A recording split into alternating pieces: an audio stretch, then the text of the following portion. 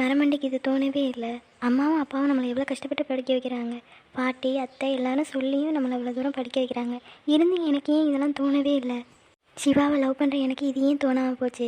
அம்மாவையும் அப்பாவையும் நல்லா பார்த்துக்கணும்னு தானே நினச்சிட்டு இருந்தேன். ஏன் எனக்கு இப்படியெல்லாம் தோணுச்சு? சாதாரணமாக வெளியில் கூட்டிகிட்டு போகிறதுக்கே யாராவது எதுவும் சொல்லிடுவாங்களோன்னு அம்மா இவ்வளோ பயப்படுறாங்க. ஆனால் நான் இன்னொருத்தவங்கள லவ் பண்ணிக்கிட்டு இருக்கேன். நான் என்ன பண்ணுவேன்? நீ எல்லாம் ஏன் தப்பு தான். அவங்கள பிடிக்குங்கிறத நான் மனசோடு வச்சுக்காமல் அவங்கள்ட்ட சொன்னது பெரிய தப்பாக போயிடுச்சு.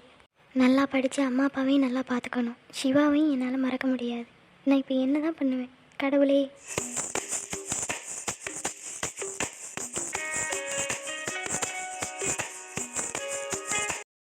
ஐயோ, நான் என்ன பண்ணுவேன்? எனக்கு ஒரே குழப்பமாக இருக்குது. ஒன்றா அம்மா அப்பாவை பார்க்கணும், இல்லைன்னா சிவாவை பார்க்கணும். எனக்கு 2 பேருமே முக்கியம் தோணுது.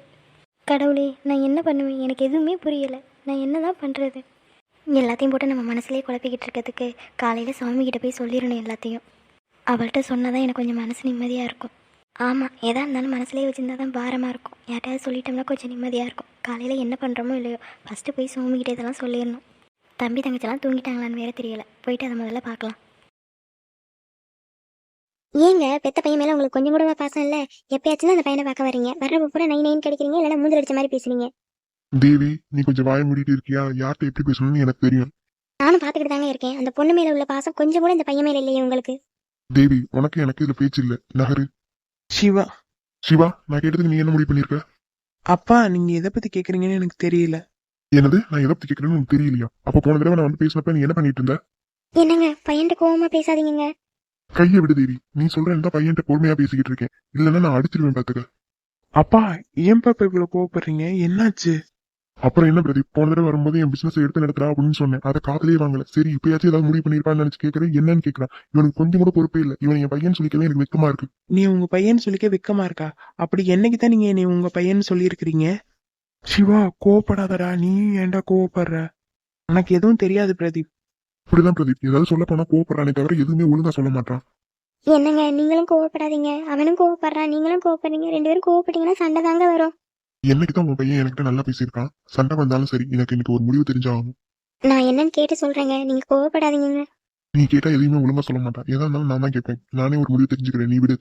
இப்ப என்ன உங்களுக்கு முடிவு தெரியணும்? என் பிசினஸ் நீ எடுத்து நடத்த முடியுமா முடியாதா?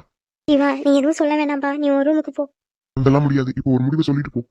நீங்க விடுங்கம்மா, நான் பாத்துக்கிறேன். இப்ப என்ன, என்னோட முடிவு உங்களுக்கு தெரியணும். ஆமா, உங்க பிசினஸை என்னால எடுத்து செய்ய முடியாது. எனக்குன்னு ஓன் ஐடியாஸ் இருக்கு. நான் ஓன் பிசினஸ் தான் செய்வேன். அதுவும் இல்லாம உங்க பார்ட்னருக்கு என்னால பலிகாடாக முடியாது. ஏய் சிவா, என்ன இப்ப எதுக்கு கத்துறீங்க? உங்க பொண்ணையும் உங்க மருமையினையும் தானே உங்களுக்கு ரொம்ப பிடிக்கும். உங்க பொண்ணு நீங்க சொன்ன மாதிரியே உங்க பார்ட்னர் பையனை கல்யாணம் பண்ணிக்கிட்டதுனால உங்களுக்கு ரொம்ப பிடிக்கும். அது மாதிரி என்னாலாம் பண்ண முடியாது. சிவா, இல்லம்மா, விடுங்க. உங்கள மாதிரியும் அக்கா மாதிரியும் என்னால சுத்தமா இருக்க முடியல. அப்பா சொல்ற எல்லாத்துக்கும் என்னால ஆமா போட முடியாது. இப்ப என்னதான்டா சொல்ற? இப்ப மட்டும் இல்ல, நான் எப்பவுமே இதை தான் சொல்றேன். உங்க பிசினஸா என்னால எடுத்து நடத்த முடியாது. உங்க பார்ட்னரோட பொண்ணையும் என்னால கல்யாணம் பண்ணிக்க முடியாது. உங்களுக்கு எப்பவுமே அக்காவும் மாமாவும் தான் முக்கியம். என்னை பத்தி நீங்க யோசிச்சதே கிடையாது. இப்ப என்னால உங்களுக்கு காரியம் ஆகுங்கிறதுனாலதான் என்கிட்ட வந்து நிக்கிறீங்க. இல்லன்னா இப்ப கூட என்னை பத்தி யோசிக்க மாட்டீங்கப்பா. நீங்க என்னால அக்கா மாதிரிலாம் இருக்க முடியாது. என் லைஃப் எனக்கு பிடிச்ச மாதிரி தான் இருக்கும். நீங்க எழுதுன மாதிரிலாம் என்னால நடக்க முடியாது. சிவா, என் பொறுமையை நீ ரொம்ப சோதிக்கிற. அதே தப்பா நானும் சொல்றேன். என்னோட பொறுமையை நீங்க ரொம்ப சோதிக்காதீங்க. இது நாள் வரை நான் உங்களோட பேசாம ஒதுங்கி போனதுக்கு காரணம் நீங்க வேண்டாம்னு இல்ல. உங்களோட சண்டை வேணும்னு தான் நான் ஒதுங்கி போனேன். ஆனா நீங்க உங்க பார்ட்னருக்காகவும் உங்க பிசினஸ்க்காகவும் என்னோட சண்டையில நிக்கிறீங்க. ஆனா இதை மட்டும் மனசுல வச்சுக்கோங்க. நீங்க நினைக்கிறது எப்பவுமே நடக்காது. உங்க பார்ட்னர் பொண்ணை நான் கல்யாணம் பண்ணிக்கவும் மாட்டேன். உங்க பிசினஸ் நான் எடுத்து நடத்தவும் மாட்டேன். என்ன சிவா, நான் சொல்ற எதையுமே நீ கேட்க மாட்டியா? அப்புறம் எதுக்கு நீ என் பையன் இருக்கிற? ஓ, நான் உங்க பையன் உங்களுக்கு ஞாபகம் இருக்கா? சிவா, ரொம்ப பேசுற. சிவா, கோவப்படாதப்பா. விடுங்கம்மா கிட்ட. நீங்களும் என்ன புரிஞ்சுக்கல. ஐயோ, என்ன இவன் நம்மள மட்டும் இங்க தனியா விட்டுட்டு போயிட்டான். இவங்க அப்பா நம்மள கொல்ல போறாரு. இப்ப என்ன பிரதீப் இவன் இப்படி பேசிட்டு போறான்? நீங்க 2 பேரும் சண்டை போட்டீங்க. எனக்கிட்ட கேட்டா எனக்கு என்ன தெரியும்? இல்லப்பா, நான் சிவாட்ட பேசுறேன். ஏங்க என் பையன் இன்னைக்கு தான் கொஞ்சம் என்னடா சிரிச்சு பேசினான். அவனும் உங்க பையன் தானே, அவன்கிட்ட மட்டும் ஏங்க இவ்வளோ கோவமா பேசுறீங்க?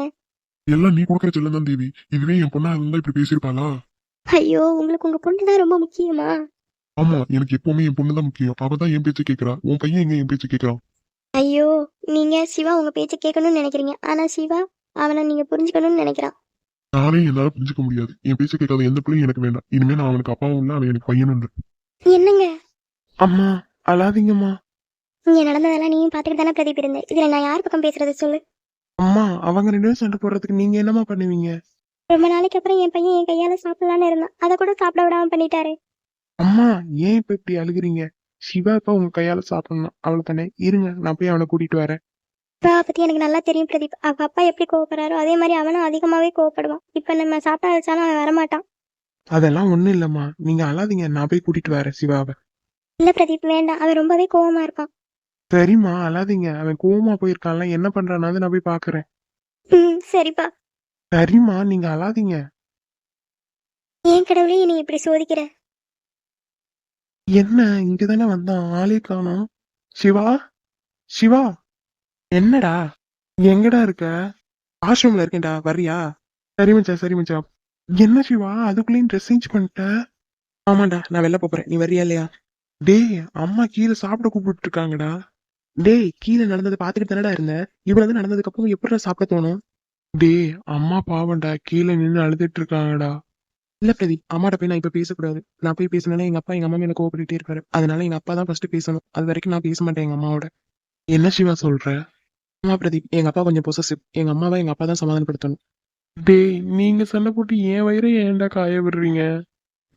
நான் என்னடா பண்றது, நான் சண்டை வரும்னு நினைக்கவே இல்லை. டேய் இப்ப நான் என்னடா பண்றது சோத்துக்கு? உங்க வீட்டுக்கு போ.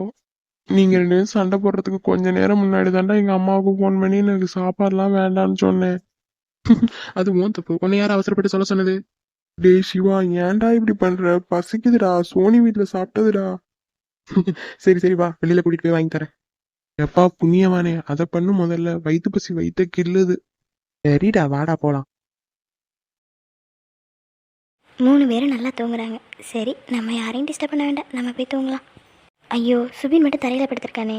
சரி, இவனை நம்ம ரூமை கூட்டிகிட்டு போயிடலாம். சுபின், ஏய் சுபின். என்னக்கா நல்லா தூக்கம் வரும்போது தான் வந்து டிஸ்டர்ப் பண்ணுவியா? ஏய் வாடா, என்னோட ரூமில் படுத்துக்கலாம். ஏன் தரையில் படுத்திருக்க? ஐயோ அக்கா நான் வரல, எந்திரிச்சு நடந்து வந்தேன்னா தூக்கம் கலைஞ்சிரும். பரவாயில்ல நான் இங்கே படுத்துக்கிறேன், நீ போ. சரி சரி, தூங்கு தூங்கு.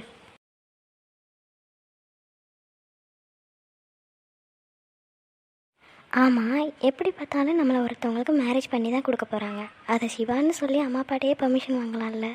இருந்தாலும் பயமாக இருக்கே. அத்தை மேரேஜ் பண்ணிக்கிட்டதுக்கே இன்னும் கோவமாக இருக்காங்க அம்மாவும் அப்பாவும். நம்ம மேரேஜ் பண்ணிக்கிட்டா அது மாதிரி ஐயோ நினைக்கவே பயமாக இருக்குது. இல்லை இல்லை, நம்ம அவங்கள மாதிரி மேரேஜ் பண்ணிக்கக்கூடாது. வீட்டில் சொல்லி தான் மேரேஜ் பண்ணிக்கணும். நல்ல வேளை சத்யா இதை பார்க்கல. நானும் ஒழுங்காகவே மறைச்சி வைக்கல, நல்லா தெரியுது. அவங்க எனக்குன்னு முதல்ல வாங்கி கொடுத்த கிஃப்ட் எவ்வளோ அழகாக இருக்குது. இதை பத்திரமா வச்சுக்கணும். இந்த டிடிபியரை பத்திரமா வச்சுக்கலாம். இந்த ஃப்ளவர்ஸ் எல்லாம் என்ன பண்ணுறது? மோல்டு பண்ணலாம்ல. கொஞ்சம் கொஞ்சமாக காசு சேர்த்து மோல்டு பண்ணி வச்சுக்கணும். இன்றைக்கி எனக்கு பிடிச்சவங்க என் பக்கத்துலேயே இருந்தாங்க. எவ்வளோ சந்தோஷமாக இருக்குது.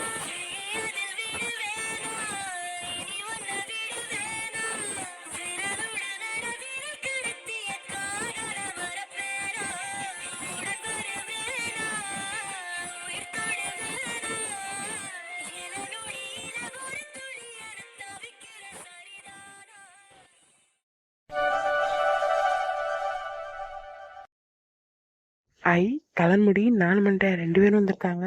எங்க உமாவை காணோம்?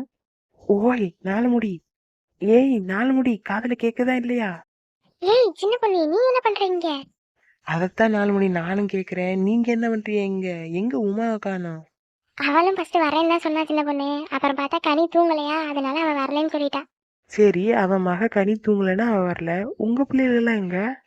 என் பிள்ளைகளும் இன்னும் தூங்கலதான். நான் அஜய் கிட்ட சியானாவை பார்த்துக்க சொல்லிட்டு வந்துட்டேன். அட 4 முடி, பிள்ளைகளை விட்டுட்டு அப்படி என்ன நீ கூட்டத்துக்கு வர்ற? இல்ல சின்ன பொண்ணு, எங்க வீட்டுக்காரங்க எங்கேயுமே வெளியில கூட்டிட்டு போக மாட்டாங்க. சரி கோயிலுக்கு தானே போறாங்கன்னு அவங்களோட தொத்துக்கிட்டு வந்துட்டேன். அட அலுப்ப, வெளியில கூட்டிட்டு போலன்னு இப்படியா வருவ? என்ன சின்ன பொண்ணு பண்ண சொல்ற? உனக்கு மாதிரி புருஷன் யாருக்கு கிடைக்கும்? வாரத்துக்கு ஒரு வாட்டி அவுட்டிங் போற, பத்தாதுக்குன்னு கேட்கும் போதெல்லாம் உங்க புருஷன் வெளியில கூட்டிட்டு போறாங்க. ஆனா எங்க வீட்டுல அப்படியா? இது மாதிரி வெளியில வந்தாதான் உண்டு. சரி சரி, நாள் முடி கண்ணு வைக்காதீங்க. அப்படியே ரொம்ப தான் பண்றேன். என்ன பண்றது? நமக்கு வாச்சதெல்லாம் அப்படி. என்னப்பா எல்லாரும் வந்தாச்சா? எல்லாரும் இங்க கொஞ்சம் கவனிங்க. போன தடவை மாதிரி இல்லாம இந்த தடவை திருவிழா ஆடி முதலுக்கே போடுறோம். ஆடி லாஸ்டா போடல. ஏன்னா ஏன்னா அது இதுன்னு ஏதாவது ஒரு தடங்கள் ஏற்பட்டு திருவிழா ஆடி மாசம் நடக்காம ஆவணி மாசம் போயிருது. அதனாலதான் நாங்க நம்ம ஊர் ஐயரை கேட்டு ஆடி முதலுக்கே திருவிழா வைக்கலாம்னு முடிவு பண்ணியிருக்கோம். பொதுமக்களான நீங்க என்ன சொல்றீங்க? இதுல நாங்க சொல்றதுக்கு என்ன இருக்கு? நீங்க சொன்னா சரிதான். அதுக்கப்புறம் உங்களை எல்லாம் கலந்துக்கலன்னு ஒரு வார்த்தை சொல்லிடக்கூடாது. அதுக்காக தான் கேக்குறோம். உங்க பக்கம் உள்ளதை எதா இருந்தாலும் சொல்லுங்க. ஆடி முதலுக்கு வைக்கிறது எங்களுக்கெல்லாம் எந்த ஒரு பிரச்சனையும் கிடையாது. அந்த பொம்பளாளுங்க எல்லாம் இருக்காங்க, அவங்கள்ட்டயும் ஒரு வார்த்தை கேட்டுருங்க. என்னம்மா உங்களுக்கெல்லாம் சம்மதம் தானே ஆடி முதலுக்கு திருவிழா போடுறது? சரி, அப்புறம் என்ன, பொம்பளை ஆளுகளும் சம்மதம் சொல்லிட்டாங்க. அதுக்கப்புறம் என்ன, வரிய பத்தி பேசிடுவோமா? கோயில் வரி ஒரு குடும்பத்துக்கு, அதாவது ஒரு புருஷ பொண்டாட்டிக்கு 1500 ரூபாய். அது மட்டும் இல்லாம நன்கொடை பண்றவங்க எல்லாம் பண்ணிக்கலாம். சரியா? எல்லாரும் வரி பணத்தை தவறாம கொடுத்துருங்க. அப்பதான் திருவிழாவை சிறப்பா நடத்த முடியும். காப்பு கட்டுறதுக்கு நாள் கிடா வெட்டு பூசை. அன்னையில இருந்து 8ஆம் நாள் வரையும் ஆம்பளை ஆளுக கவுச்சி சாப்பிட்றத நிறுத்திடணும். பொம்பளை ஆளுக வீடு வாசல சுத்தபத்தமா வச்சுக்கோங்க. காப்பு கட்டினதுல இருந்து அதுக்கப்புறம் காப்பு அவுக்குற வரை யாரும் வெளியூர்ல போய் தங்க கூடாது. அதாவது காப்பு தடையில யாரும் வெளியூர் போய் தங்காதீங்க. அதே மாதிரி சாமி வீதி உலா வரும்போது எந்த ஒரு பிரச்சனையும் வராம அந்தந்த பந்தல்காரவங்க பாத்துக்கங்க.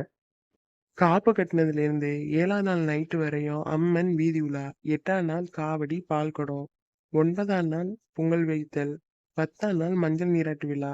அன்னைக்கு நைட்டே காப்பு கலைத்தலும் வச்சிடலாம்.